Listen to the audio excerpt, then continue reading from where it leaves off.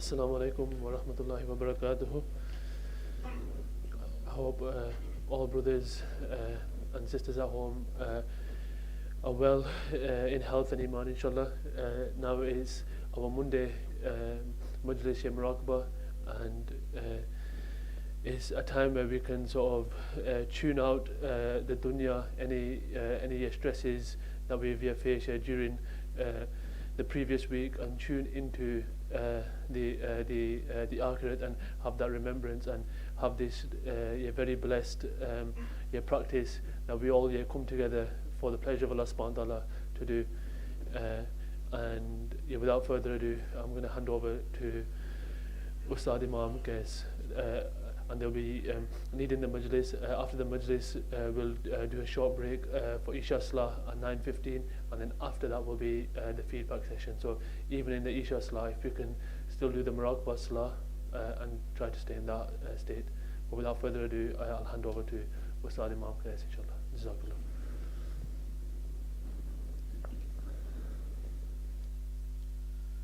بسم الله الرحمن الرحيم الحمد لله رب العالمين والصلاة والسلام على سيد الأنبياء والمرسلين وعلى آله وصحبه أجمعين أما بعد.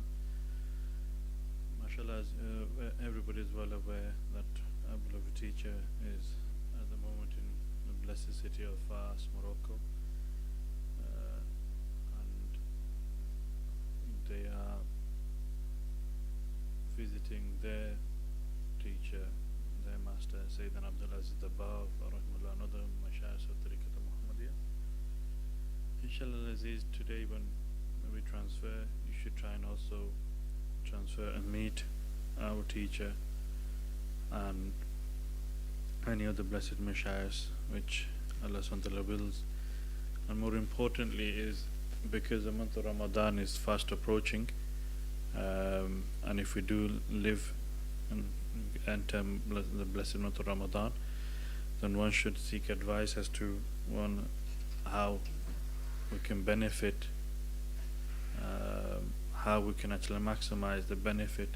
One is the benefit that you see in how to actually practice the levels of fast. That is obviously the obvious solution to whatever we have. And then there may be some other things which will help facilitate, or maybe there are some adat and habits which we currently have where we have not actually got rid of yet, as of yet, even though it's the blessed month of Sha'ban, few days are still left. You're still not at loss as such. We can still benefit. All it needs is just a sincere turning towards Allah subhanahu wa ta'ala, and Allah subhanahu wa ta'ala is the compensator of everything, of every losses. He can compensate. So if there is any lacking, any shortcomings, if there is any other guidance that one needs, or one needs help on, then you can seek advice from the mashayikhs, especially our master Sayyidina Ahmad Abba. Seek advice from them and other beloved mashayikhs over there who you interact with. And also then one is the fast, but also one is the other element is the journey and one's relationship with his teacher, how we can maybe further solidify and make our relationship strong, and gain more qurbaniness to our teacher. How we can do this, what are the things we can do that will help us to be more closer, bring more proximity, bring and draw more fares from our beloved teacher, how we can do this. So these are the sort of questions that you can pose once you've transferred, inshallah Aziz. Because at the end of the day, they are, like I said, is that no one understands this, is that they are visiting their teacher. For us, whichever wali, whichever saint it is, it doesn't concern us as such. It means that we know and we have belief, and our belief should be that it is only through the hands of our teacher that any affairs of other buzurg, of our mashayikhs, it only comes through them and only through their permission. And not just coming with them, but with the ijazat of the teacher. Many times, many stories and accounts of awliya and salihin, it comes like many buzurg wanted to bless the student, wanted to bless other students, other people, but the sheikh actually didn't allow, or maybe the sheikh said not now, or maybe the sheikh actually facilitated in which only a certain portion gets to that student. Because why? Maybe the student cannot tolerate those fares and those blessings, and it will be detrimental maybe for the student. So it is through the ijazah even, through the permission of one's teacher, one sheikh, that the other sheikh can actually benefit. Otherwise, there is no benefit. So you might be going. That's why maybe sometimes you feel a bit despondent. I have gone to this great saint, is buried such and such a place. I have gone there, and I felt nothing, and I come with nothing. It seems that I got nothing. I have gone visited this sheikh. He's alive, but I felt nothing, and I got nothing. I've visited to Fulan sheikh, and so on and so on. But I received nothing. Why? Is because it wasn't. The sheikh did not actually want you to actually. One is that maybe the fares would have been too much for you. And secondly, that oneness of sheikh is crucial as well, as that so that your heart doesn't get dispersed. And spiritually, this is one of the tests as well. You'll seeker gets tested through. Is before you can attain tawheed with Allah subhanahu wa ta'ala, oneness of Allah subhanahu wa ta'ala, then there is tawheed risala, is oneness with the Prophet sallallahu alaihi wasallam. But before all of that is tawheed with sheikh, oneness with sheikh. Is that, does this student of mine, does this student also have in his heart for other sheikhs, other buzurg?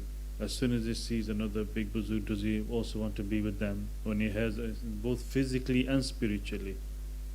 You hear of Sayyidina Ghaus Pak, you hear of Hazrat Bayezid Bistami Rahmullah, you hear of Hazrat Khazan Naqshband and other, you hear of other great buzurg and other, Hazrat Mujad al-Fathani Rahmullah, and all these great buzurg you hear. Does my student also want them, be with them, want access towards them, or is he satisfied with me? This is a subtle point, but to try to understand is that this is how sometimes the students get tested and they don't realize. And then what happens is that when a person has opening, they're interacting maybe with those mashayikhs, when the student then thinks, is this mashayikh who's blessing me? Is this mashayikh who's favoring me? That is when maybe, if Allah wills, if the shaykh wills, is that he stops that connection, or he stops the affairs coming through. Really, it wasn't that buzurg. Really, it wasn't that shaykh. Really, it wasn't that. Really, it was all from one's teacher. And I know we repeat this again and again, but we very easily fall to this trap. Very easily, we fall. That we doesn't mean that you disrespect and be disloyal or actually show disrespect towards the buzurg. No, one respects the buzurg, one respects other awliya and salihin as if it's their uncle, or as if their granddad, as if like this. But your father is your father. Nobody can actually take that place, and nobody else can take that place, that seat. It only belongs to your spiritual father, and that's it. One cannot actually, no other buzurg can actually take that place. So it has a certain value, certain respect, that one should also keep that in mind as well. So how we can actually then, if this is such a case, like if you read the stories of Sayyidina Abu Sabah Rahmullah and their student, how he tested them with different masayikh, and if you read Al-Abriz, many incidents took place where Sayyidina Abdul Aziz Dabbagh Rahmullah Al-Maghribi, he himself tested the student as well, saying, let's go and visit such and such, who is a kutub of his time. And when they mention this, then they're seeing the heart of the student. How is it? What is it like? Does he have that want to actually visit that person? Does he feel as though, oh my gosh, I have been deprived, oh no, if I don't get to visit them, I had a chance to meet Ahlata Sarab Buzurg, he was the kutub of his time, I couldn't meet them. How is it? Because like Hazrat Sayyid Ahmad Kubayr Rafai Rahmullah, he once wrote to one of his students, when the student asked him who was it, is he the kutub of the time, he said, you should think higher. Okay, are you the ghost of the time? He replied, you should still think higher. One's teacher, one's guide, whoever the Ghaus is in reality, Allah knows best. The teaching that Sayyidina Ahmad Kabir Rafai Rahmullah is giving to me and you through this risala, to this letter to his student, is that one should think that one's Shaykh is the greatest of all the Buzurg, of all the teachers. He is the one for me. There's nobody higher than that. In reality, maybe Allah knows best, maybe He isn't. But for me, my teacher is everything. And he is higher than the Ghaus of the time. He is higher than all the walis. He is the greatest, and he is my access towards everything. When the student's mindset would be like this, that is when he really benefits spiritually and physically from the teacher. So that is why you hear that once they mentioned last week, in relation to one of the students' seekers' vision, that a person could be in a mountain and a person can be in front of the Kaaba. But that person, that student is in the mountains, in the hills, in the valleys, distant from anything else. If he's got that connection with with the teacher, with the blessed teacher, if he's got that connection, then he will supersede. He can easily supersede and benefit. And that person in front of the Kaaba, unfortunately, he may not have that connection and he has nothing spiritually. So it is not really about place as such per se. It's about state of one's connection and presence and following of one's teacher, and that is key to everything. So this is the sort of questions you can ask spiritually to the Mashaykhs, how we can actually make ourselves more immersed in that, inshallah. So inshallah, now if you like to divert your minds and heart towards Allah and His presence, think of three keys. Allah is with me, He's hearing me, He's seeing me. Let that settle in your heart. Because we've recited already, inshallah, these azkar, so we don't need to supplicate as such, but we'll just for the barakah and blessing to recite one time, inshallah, Surah Fatiha, and just one time, Ayatul Kursi, and one time the three calls, inshallah. أعوذ بالله من الشيطان الرجيم بسم الله الرحمن الرحيم الحمد لله رب العالمين الرحمن الرحيم مالك يوم الدين إياك نعبد وإياك نستعين اهدنا الصراط المستقيم صراط الذين أنعمت عليهم غير المغضوب عليهم ولا الضالين الله لا إله إلا هو الحي القيوم لا تأخذه سنة ولا نوم له ما في السماوات وما في الأرض من ذا الذي يشفع عنده إلا بإذنه يعلم ما بين أيديهم وما خلفهم ولا يحيطون بشيء من علمه إلا بما شاء وسع كرسي السماوات والأرض ولا يؤوده حفظهما وهو العلي العظيم بسم الله الرحمن الرحيم قل هو الله أحد الله الصمد لم يلد ولم يولد ولم يكن له كفوا أحد بسم الله الرحمن الرحيم قل أعوذ برب الفلق من شر ما خلق ومن شر غاسق إذا وقب ومن شر النفاثات في العقد ومن شر حاسد إذا حسد. بسم الله الرحمن الرحيم. قل أعوذ برب الناس ملك الناس إله الناس من شر الوسواس الخناس الذي يوسوس في صدور الناس من الجنة والناس.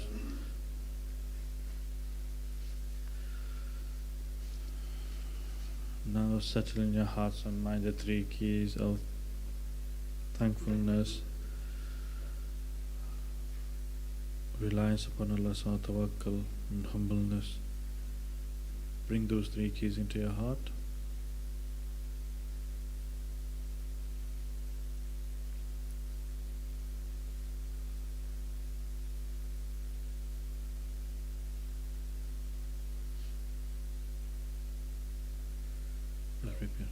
بسم الله الرحمن الرحيم.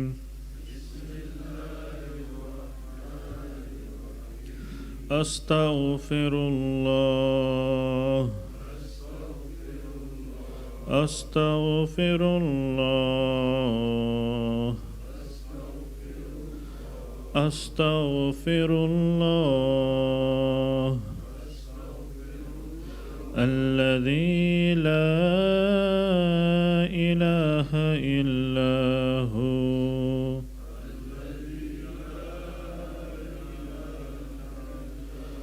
الحي القيوم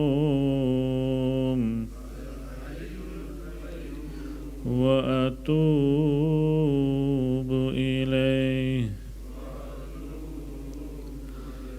اللهم يا ربي بجاه نور وجهك الكريم وبفضلك العظيم اجمع بيننا وبينك في الدنيا قبل الآخرة. اللهم يا ربي بجاه سيدنا محمد ابن عبد الله صلى الله عليه وعلى آله وسلم.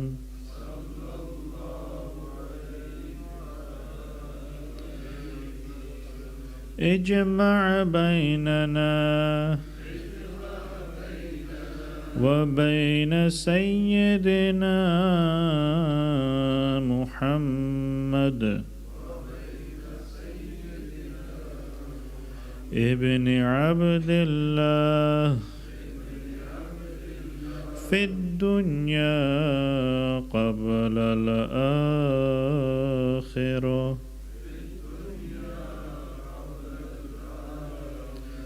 اللهم صل وسلم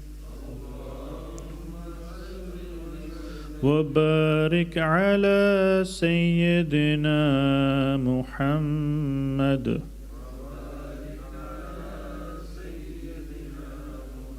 وعلى آله وأصحابه في كل لمحة ونفس عدد ما وسعه علم الله لا حول ولا قوة إلا بالله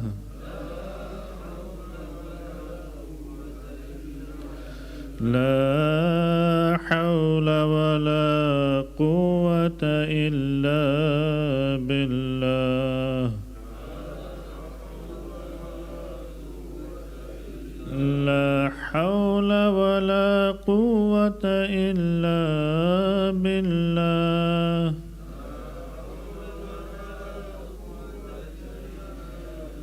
عدد خلقه ورضا نفسه وزنة عرشه ومداد كلماته لا إله إلا الله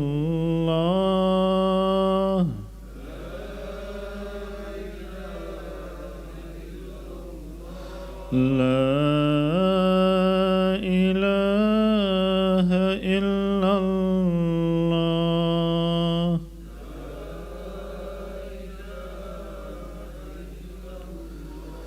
لا مقصود إلا الله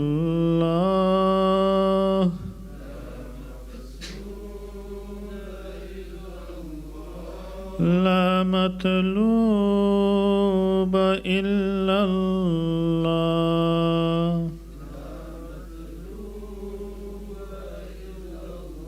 لا مشهود إلا الله لا محبوب إلا الله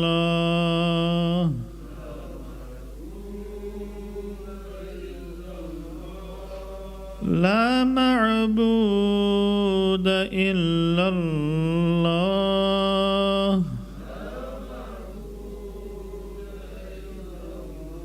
لا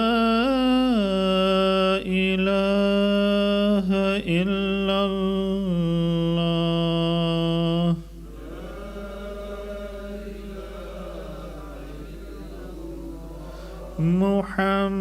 محمد رسول الله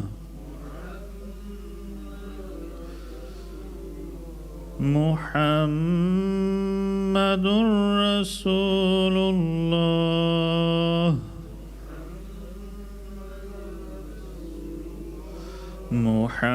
محمد نبي الله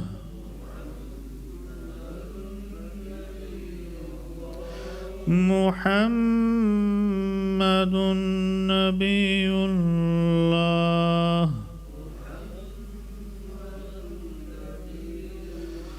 لا إله إلا الله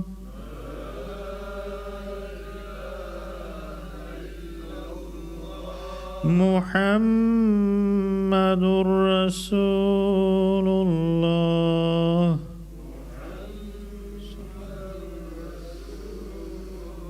صلى الله عليه وسلم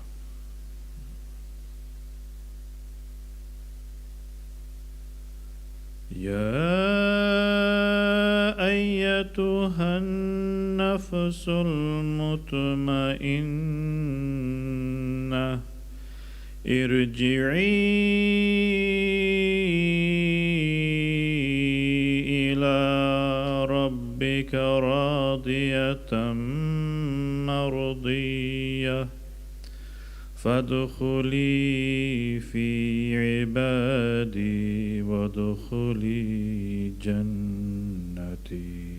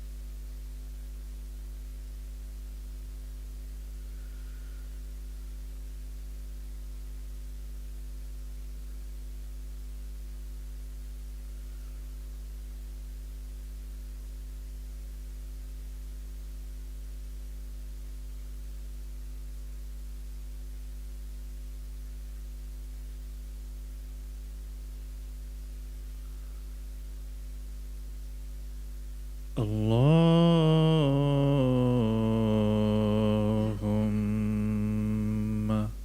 صل على سيدنا ومولانا محمد وعلى آله وأصحابه وسلم. اللهم صل على سيدنا ومولانا محمد وعلى آله وأصحابه وسلم. اللهم صل على سيدنا ومولانا محمد وعلى آله وأصحابه وسلم. ما شاء الله. سبحانك اللهم وبحمدك أشهد أن لا إله إلا أنت أستغفرك وأتوب إليك. Now inshallah we'll take the feedback after Salat al-Isha. So now somebody give azan and inshallah we'll get ready for Salat al-Isha.